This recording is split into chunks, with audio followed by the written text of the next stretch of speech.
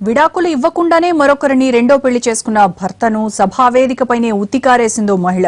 ఆమె తరపు బంధువులు కూడా తలో చేయి వేయడంతో ఆ కార్యక్రమం రసభాసగా మారింది. హైదరాబాద్ త్యాగరాయ గాన సభలో జరిగింది సంఘటన. రచయిత్రి రాజేశ్వరి చంద్రజ రాసిన పుస్తకావిష్కరణ కార్యక్రమం ఈ గొడవకు వేదికైంది.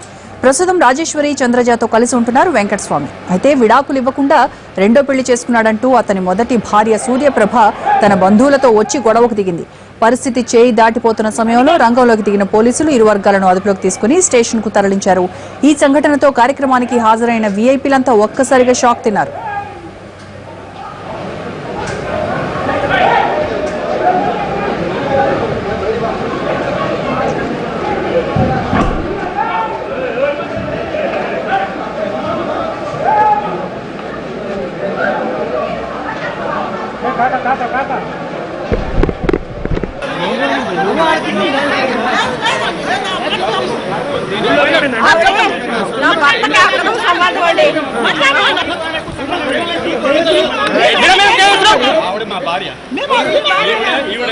రెండో భార్య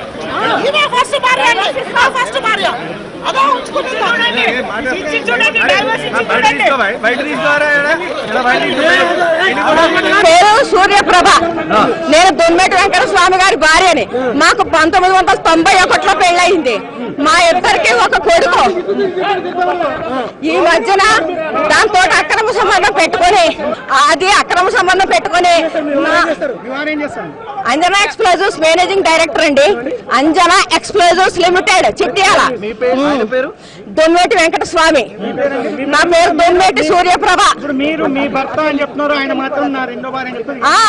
ఈ ప్రూఫ్ చూపించుకోండి.